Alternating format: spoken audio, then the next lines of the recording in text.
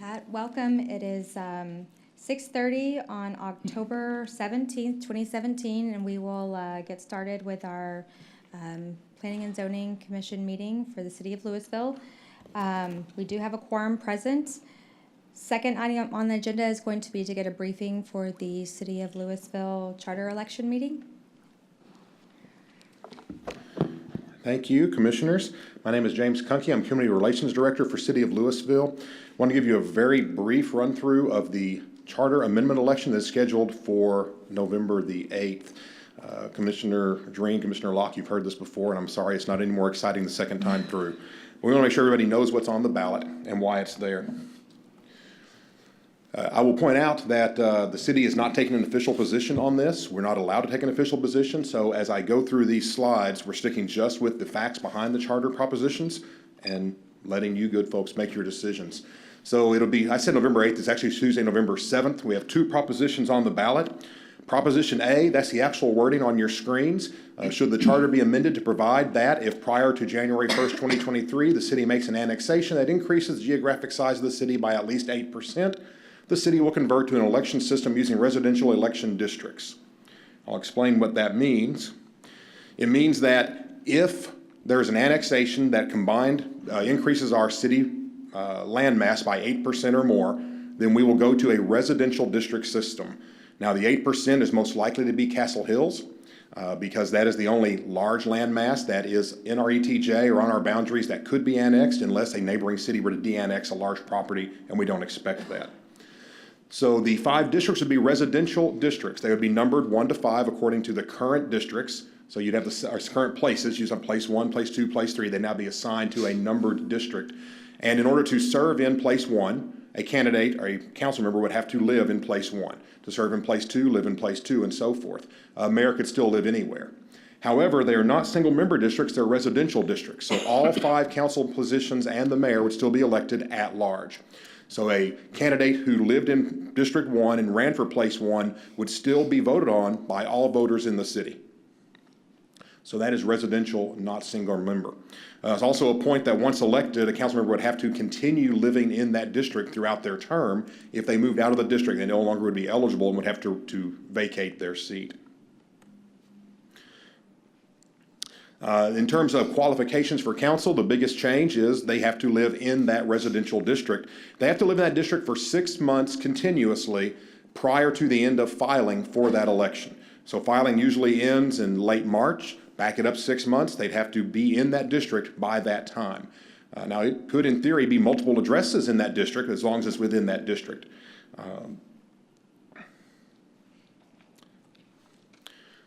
Proposition B. A little bit easier to explain, perhaps. This is about replacing or filling vacancies on the council. Proposition B language says, should the charter be amended to provide that city council vacancies for which the unexpired term is 12 months or less shall be filled within 30 days of the occurrence of the vacancy by appointment of a majority vote of the remaining city council members. Vacancies 12 months or longer would still be filled by special election as they currently are. So what that means is, if there were a council vacancy, someone moves away, someone resigns for personal reasons, health reasons, someone passes away, as we have had happen, and the remainder of the 3-year term is less than 12 months, council could appoint someone to fill in until the remainder of the term is completed. If it's 12 months or longer, it would still have to go through a special election the way we do it now.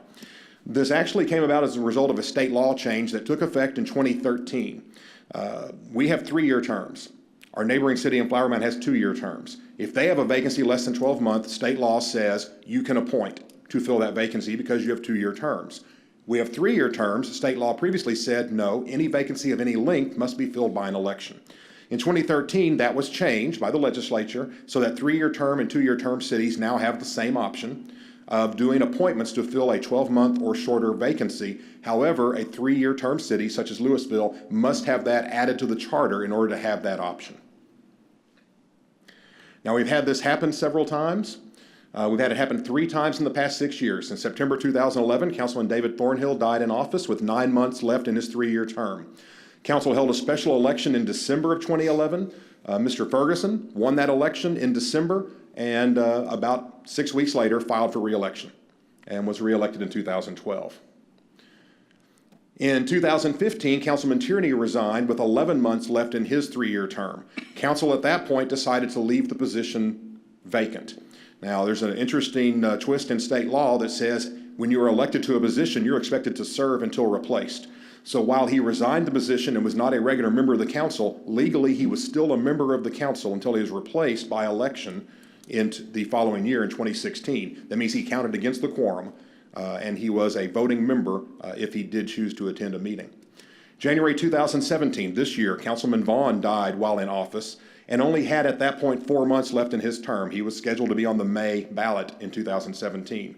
Since it was so close, that's when the special election would have been held anyway, so his position was simply added to the May 2017 ballot.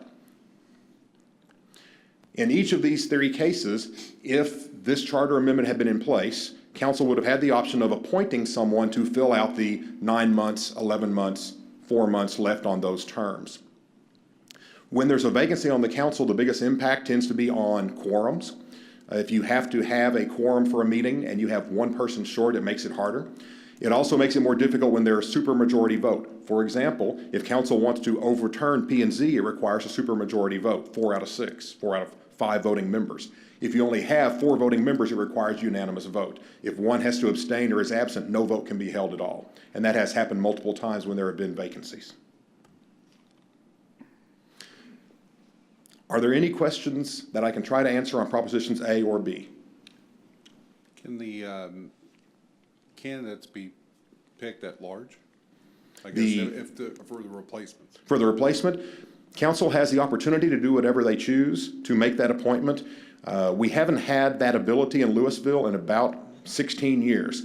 At that time, when we were a 2-year term city, council typically would choose to appoint a past elected official who then did not choose to run for re-election. That's just a practice they had. There's no legal requirement that they do so. But I think in regards to your question, that if Proposition B passed and they were able to appoint, until Proposition A, even if it passed, until it gets triggered by the percentage growth, then the districts don't come into play until we grow by, what was that, 8% or? Yes, ma'am, that's correct. Okay. So the earliest we would have the residential districts in effect would be the 2022 election. If A and B both pass, and after the 2022 election, there's a vacancy of 12 months or less, council would have to appoint someone that lived in that district. Today, they wouldn't. 2022 or later, they would. Does the mayor vote? For the mayor still only votes to break a tie. Okay. Any other A or B questions I can try to answer? You might notice that we talk about 5 residential districts. We don't show a map of what those are. That's because the language of the proposition says it would be based on the 2020 census, which of course has not been held. Doing it now would really be guesswork and be based on data that is 7 years old and just simply would be misleading. So there's not a sample districts out there. That process would come about if this proposition is approved. So with that, I'll show you that early voting actually starts Monday. We do have a couple of precincts in Dallas County. So here's the Denton County, which I believe all of you are Denton County residents. So that's the schedule. It's available on the website. There's Saturday and Sunday voting. Remember, there's also state constitutional amendments on this ballot. Denton County, and then Dallas County here has a slightly different schedule. They have a little bit longer hours on that first Saturday. And Election Day is on November 7th, 7 a.m. to 7 p.m. We don't know polling places yet because state elections, those polling places are set, oops, I went to the end of the slideshow, are set by the county, and they have not yet released those polling places. So that will happen shortly, and when it does, they'll be available on the county website, and we will link to that. So. No further questions? I have a question. Yes. Thank you for the information, Yes, first of all. I know that the city employees are not allowed to speak about what they feel are their inclinations on these votes, on either of these propositions. Are we allowed to? You are when you're not serving your official capacity. So Okay. when you're sitting up here as a plan commissioner, no, you can't. When you step outside the building and you are a Kristen Green resident, yes, you may. Okay, great. Thank you very much for your time. All right, thank you.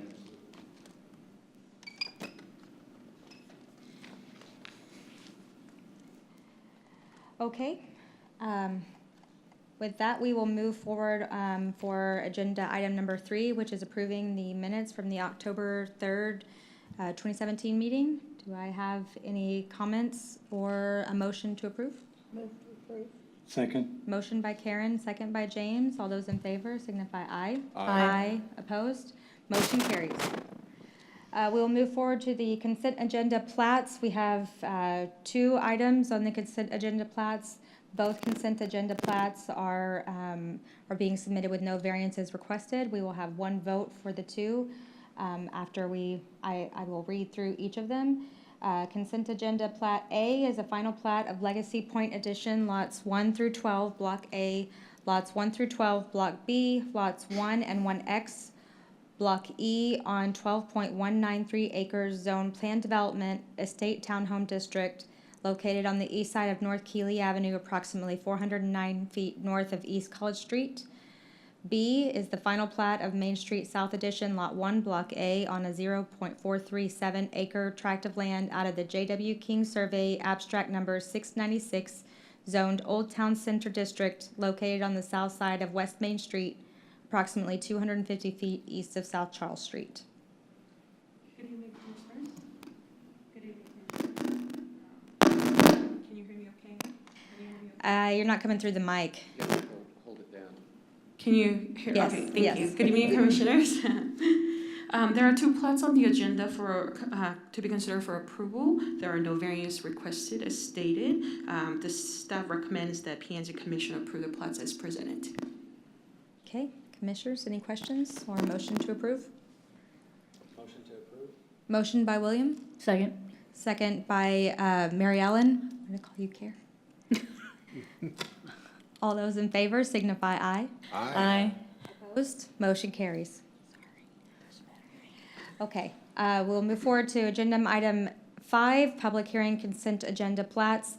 We have 3 on the agenda tonight. We actually have 1 that has no variances requested, and then we have items B and C that have some conditions that we need to consider. Do you want me to read them first, or do you? Okay. All right, so public hearing consent agenda item A is a final plat of Vista Villas Addition, lots 1 through 24, block A, lots 1 through 22, block B, on 11.71 acres, zone plan development, single-family residential district, lot 25, block A, lot 23, block B, zone local commercial district, located on both sides of Vista Drive, north of West Round Grove Road, being a replat of Vista Village Addition, lots 3 through 11, block A, lots 1 through 7, block B, and a replat of Vista Village Addition, lot 9, block B. Item B is a final plat of QT 941 Addition, lot 1R-1 and 3R, block A, on 2.28 acres, zoned local commercial district, located on the north side of West Round Grove Road, approximately 142 feet west of Vista Drive, being a replat of QT 941 Addition, lot 1R and 3, block A, and a replat of Vista Village Addition, lot 6, 7, 10, and 11, block A. Item C is a final plat of Main Street North Addition, lots 1 through 3, block A, on a 0.213 acre tract of land out of the J.W. King Survey, abstract number 696, zoned Old Town Center District, located on the south side of West Main Street, approximately 34 feet west of North Mill Street, being a replat of Lot 2 and Lot 3, Block 6 of the original town of Louisville, and a portion of Lot 2, Block A, Wayne Ferguson Plaza Addition. Good evening, Commissioners. Staff has reviewed these 3 plats and they have met all requirements set forth in the General Development Ordinance. Item B does not have the signature from the property owner. Staff recommends that the Planning and Zoning Commission approve the plat with the condition that it not be filed until all signatures have been provided. Item C contains a small parcel of land that is being deeded back to the property owner from the city. Staff recommends that the Planning and Zoning Commission approve the plat with the condition that the plat not be filed with Denton County until the deed is recorded with Denton County and the document number is provided on the plat. Okay. So with this, we'll go ahead and open the public hearing for consent agenda plats, items 5A through C. If we have anyone who wishes to speak on any of these items, please come forward now. Sign in and state your name. Okay, with no one coming forward, we will close the public hearing. And so, commissioners, do I have any questions? Or we're looking for a motion for all three together, but for B and C, we would like to approve with the conditions stated by staff. Move to approve under the conditions of signature and correct filing of the deeds. Okay, and then A as is. A as is, yes. Okay, so motion by Karen, I'll Second. second. Or Alvin. second by John. Sorry, Alvin. Okay, all those in favor signify aye. Aye. Aye. Opposed? Motion carries. Okay, moving to the public hearings. Item 6A, we have a public hearing for consideration of a zone change request from single-family residential R 7.5 to Old Town Mixed Use 1 on approximately 0.231 acres legally described as portions of Lot 3 and Lot 11, Block A, LM Keeley Edition, located at 230 Samuel Street, as requested by James and Don Moss, the property owners.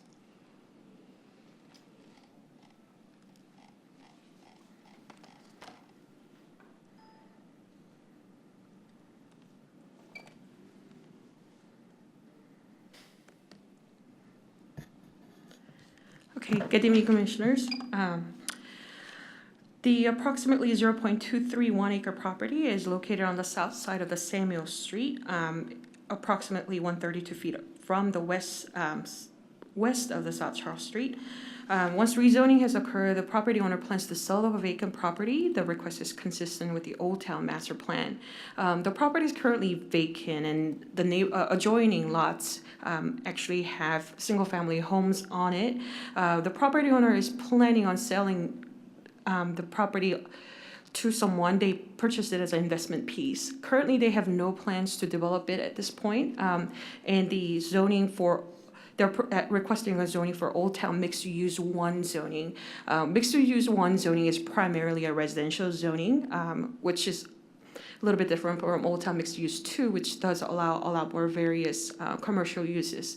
One primary difference between OTMU 1 and the current zoning, which is the R 7.5, is that it does allow some limited commercial opportunities. It allows office to be located there as long as they are not selling any goods or providing services. So one of the benefit of having this change to OTMU 1 is they will have a slightly reduced setback. Okay, all right. So there's once the zoning is approved, the applicant plans to put the property on the market. Prior to any development happening, this property will need to be replatted, and any new structures that will have to go through the Old Town Design Review Committee's approval for the design, and if they need to go through any other permitting processes, we will inform the new property owner that they need to do so. Do you have any questions? So as far as the, for the zoning, they can have some office located on the site. Does there have to be also residential on the site? Does it have to be with residential, or can it be just office? Right. One of the examples you can kind of think of is the Tonic 3, which is to the north of the City Hall. Their building look like a residential home, however, it is a commercial use as an office. They can place something similar to that.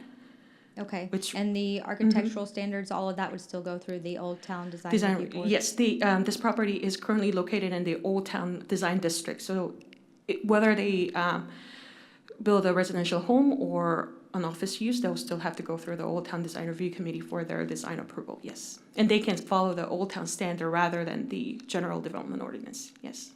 And the density that is allowed?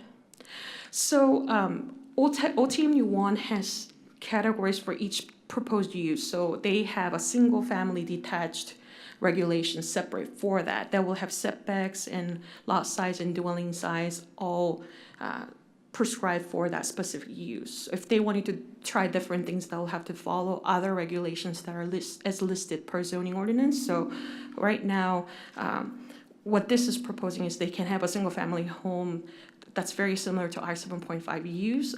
Only thing is, one, it will meet the Old Town Master Plan that we have adopted as a city back in 2003. Two, they will have a little more flexibility in terms of side setbacks. It will go from 6.5 to 5 feet. Okay, Anything else? Okay. oh, thank you. Okay, we will go ahead and open the public hearing for item 5A. No, I'm sorry, 6A.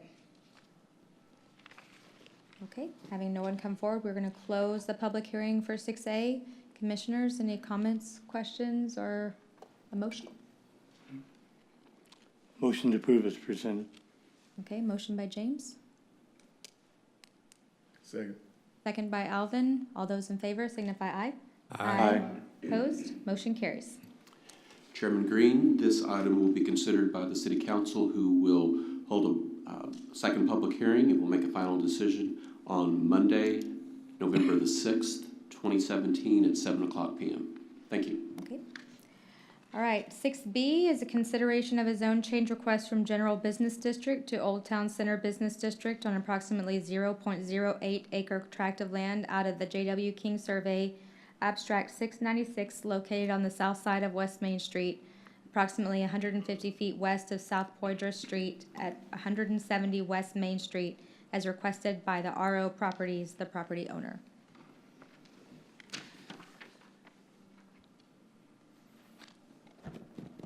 Commissioners, this property is located on the south side of West Main Street and west of South Poydras Street. The applicant plans to redevelop this property and is rezoning it as a part of the redevelopment process. The proposed zone change to Old Town Center is in compliance with the Old Town Master Plan. Are there any questions? Is this the one that they're already tearing down?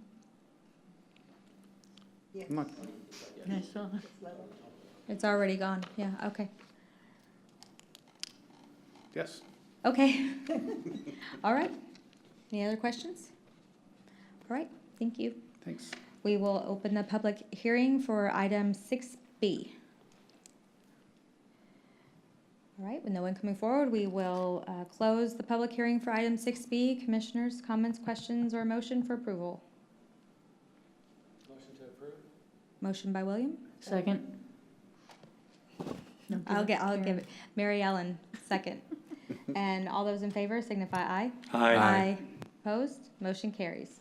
Chairman Green, this item will be considered by the City Council at a second public hearing and a final decision on Monday, November the 6th, 2017 at 7 o'clock p.m. Thank you. Item 6C is consideration of a zone change request from General Business District to Old Town Center Business District on an approximately 0.09 acre tract of land out of the J.W. King Survey, Abstract 696, located on the south side of West Main Street, approximately 145 feet west of South Mill Street, at 128 West Main Street, as requested by Loki Bear Properties, LLC, the property owner.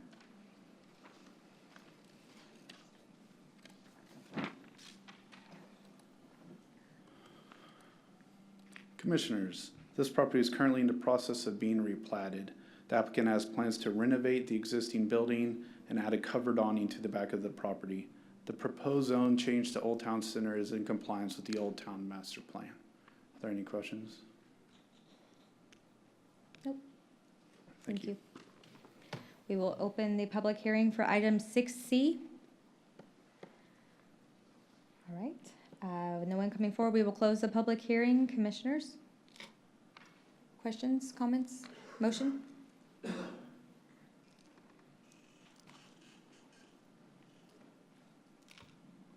Motion to approve? Okay, motion by William, Second. second by James. All those in favor signify aye. Aye. Opposed? Motion carries. Chairman Green, this item will be considered by the City Council at a second public hearing and who will be making a final decision on Monday, November the 6th, 2017 at 7 o'clock p.m. Thank you. Thank you.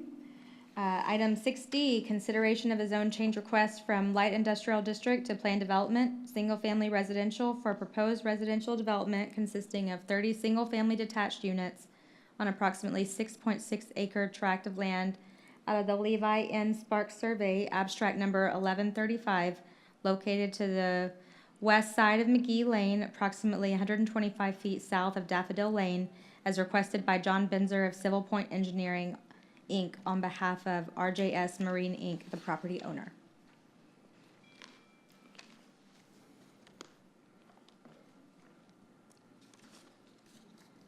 Good evening, Commissioners. The proposed planned development is located at the west side of McGee Lane. It is south to the Daffodil Lane and is north of the Kansas City Southern Railroad. This is a triangular site where this is currently zoned light industrial, and it's abutting to the north residential zoning that is zoned townhouse zoning. However, there are single-family detached dwelling units. What the developers are proposing is 30 lots with single-family detached units. There will be generally 2 stories with minimum of 5,000 square feet lot sizes. They're proposing a PD with a base zoning of R5, which requires a minimum of 5,000 square feet lots. They're asking for a slightly reduced setback. However, they're proposing to provide homes that exceed the minimum square footages. So in R5, they will be required to provide a 1,450 square foot homes. They're proposing to a minimum to start at 1,700, and for 10 of the 30 homes proposed, 10 of them will range from 17 to 1900s. Another 10 will range from 19 to 2000, and the rest of the 10 homes will be over 2,000 square feet in their minimum dwelling unit sizes. They're committing to 100% masonry on the front facade. They will be proposing to have 1 garage space with a tandem parking with additional pavement at the front. The garage door will be set back, and it will be finished with the wood garage doors that will improve the quality of the look, and the rest of the elevations will be finished with 80% aggregate total of masonries.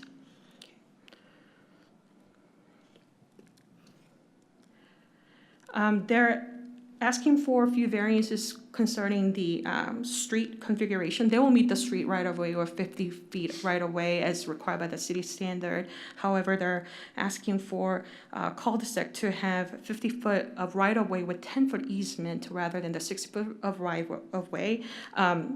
Planning staff, engineering staff, and fire chief has looked at the configuration of the cul-de-sac and its length and the turn lanes and so on. We have no oppositions. The variance is requested because of due to the configurational challenges, because it's being triangular and not having a lot of length or depth. Okay.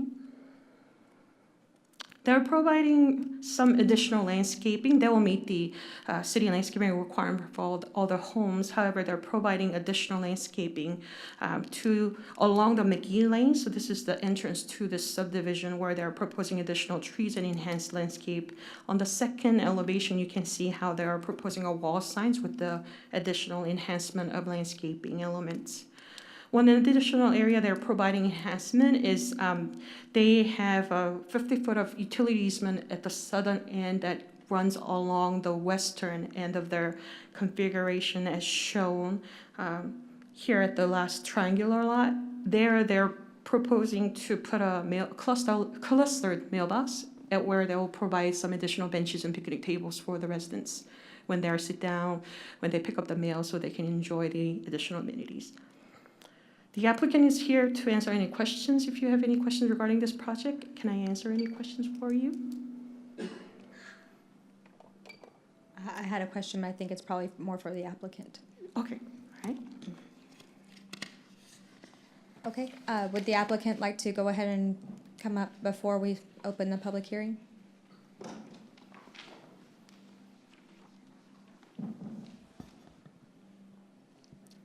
Hello, I'm John Besner with Civil Point Engineers. I'm the applicant for this project and can answer any questions.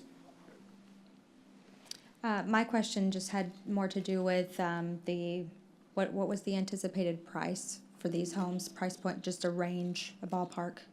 I'm gonna let the owner, Mr. Robert Suarez, speak to that. Hi, I'm Robert Suarez. I'm the owner of the company. In answer to your question, it's going to be in the 180 to 240 range, 240K range, somewhere in there. Okay. Commissioners, do we have any other questions? William? So that whole western end is all easement on that property?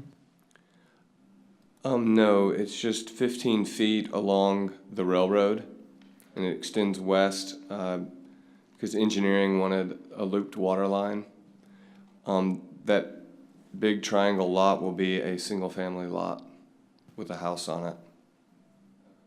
It's close to an acre in size, I believe, if not. So one person's gonna have that whole lot back behind there? Is that what? Yes, sir.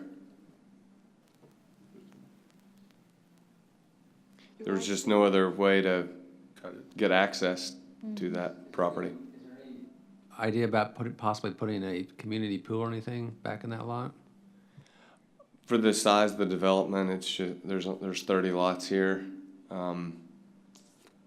It's just not feasible.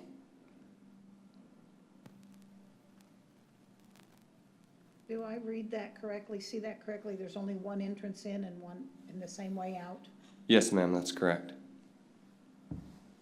What is the radius on that cul-de-sac? Larger. The pavement radius will be the same as the standard cul-de-sac anywhere in the city of Louisville. The right-of-way is 50 feet radius instead of 60-foot radius, but we supplied 10 foot of easements as engineering required. Because basically the outer 10 foot of the cul-de-sac right-of-way is parkway. It's basically just for utilities. It's not concrete. So it's not going to be visibly different from any other cul-de-sac in the city. Yeah, I was more concerned with the access since we do only have one way in and one way out. That's that we have a cul-de-sac, and it's also, I know the fire department usually likes to have around 600 feet max for that. Yes, actually, that was discussed with the applicant, with Tim Ippolito, our fire marshal. He considered the configuration challenges limitation because the townhomes to the north, we suggested if access through that would be possible. However, there are already homes built on there, so there was really not a way to make the connection. So fire marshal reviewed their proposal and has agreed to had no objection to the request for the cul-de-sac length to be a little bit over 600 foot required, which will be considered by the city council when the item is being considered. The variance will be considered by the city council. Okay. Commissioners, any other questions? Okay, thank you. Okay, thank you. Oh, yes, please sign in. Yes.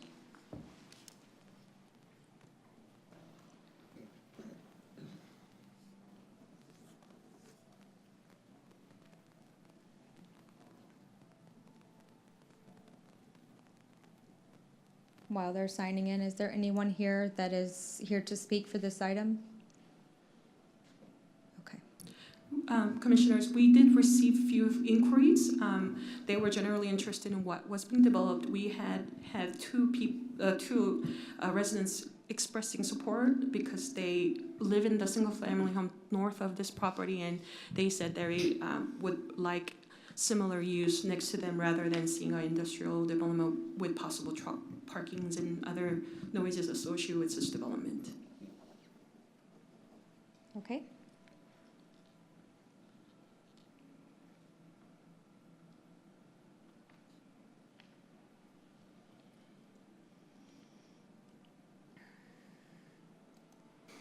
It doesn't look like there's anyone here to speak, but we'll go ahead and open the public hearing. Anyway, if anyone wishes to speak, come forward.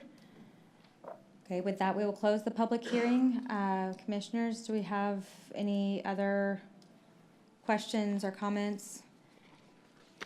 I know I have a comment. I know that this site is definitely challenging, and as far as the use goes, if I lived adjacent to this and it was going to be rezoned from light industrial to residential, I would be very, very happy about that. I do have some concerns about the access into the site. I feel like some of these people are going to be, if there was something that was, I know the fire department has signed off on it, but it's still pretty tight. As far as the zoning goes, I think that's this is the way to go for these adjacent landowners. Are there any other comments or questions or a motion? Do I have a motion? Make a motion to approve. Okay, motion to approve by John, Second. second by Alvin. All those in favor signify aye. Aye. Opposed? Motion carries. Chairman Green, this item will be considered by the City Council at a second public hearing and a final decision on Monday, November the 20th, 2017 at 7:00 p.m. Thank you. Okay, thank you.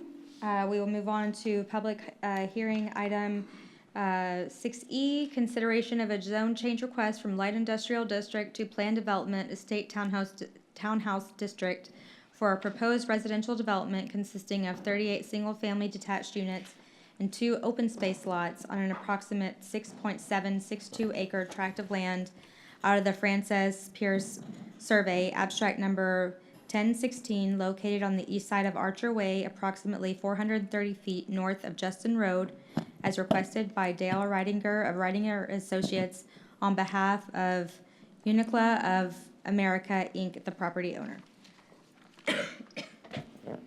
Commissioners, this property is located east of Archer Way and Moccasin Trail.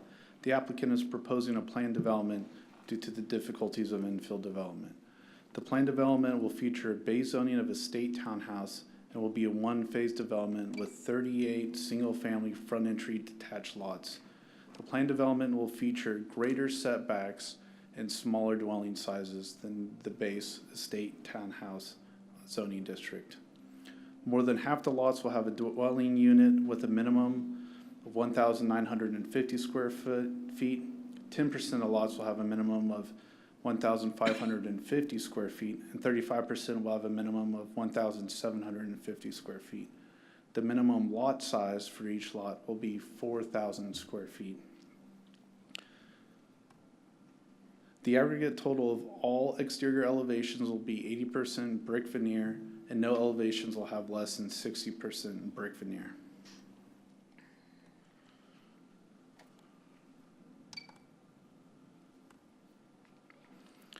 The landscaping of the development will contain 1 shade tree per lot.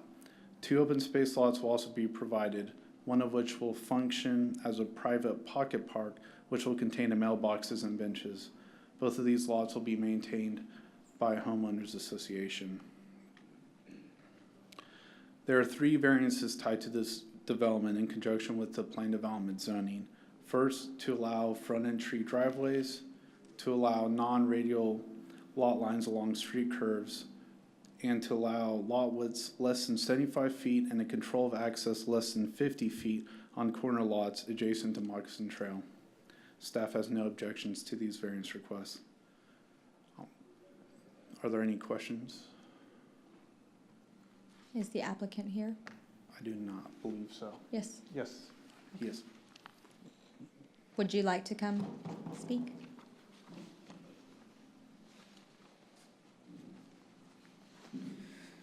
Good evening. My name is Dale Ridinger with Ridinger Associates, and we're the civil engineers and applicant for the project. I'm at 550 Edmonds Lane here in Louisville. I guess my question would be the same. Do you have an anticipated price point for this product? You know, when I heard you just ask that, I texted the developer because I thought you might ask that, and I do not. Do you know, Richard? Did he ever tell you? Yeah, I'm not real sure, so I hate to say. I believe they'll be similar to the homes that have been selling in Verona, as this was modeled very similar to that adjoining neighborhood to the east.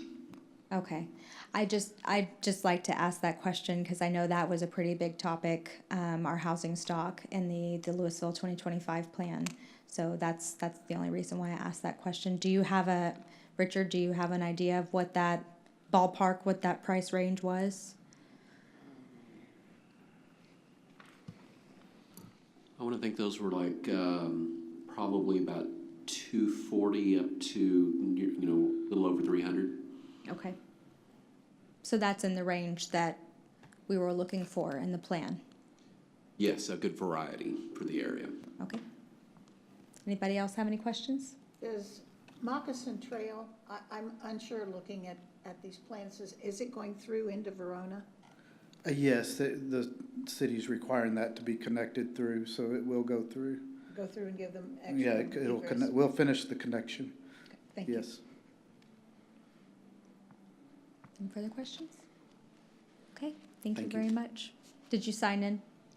Please. Oh, sorry. Well, I don't think there's anyone else here, but we'll go ahead and open the public hearing anyway for this item. And we'll close the public hearing. Commissioners, any questions, comments, or a motion? To me, it looks like a good fit for the neighborhood, for a piece of ground that's just sitting there waiting for something. And it does seem to meet the adjoining neighborhoods. I agree. I think this helps us meet our, one of our goals that we had in the Louisville 2025 plan to offer a wider variety of housing products in the city, and also to kind of up the bar a little bit with the price points for that as well. Do I have a motion? Motion to approve is presented.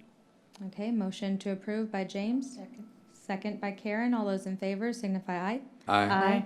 Opposed? Motion carries. Chairman Green, this item will be considered by the city council at a second public hearing, and we'll be making a final decision on Monday, November the 20th, 2017 at 7:00 p.m. Thank you. Thank you. Agenda item number 7 is just announcing that we will have a transportation board meeting following this meeting. And agenda item number 8. I do have one go- announcement to make. Okay. We will be canceling the next regular P&Z meeting on November the 7th.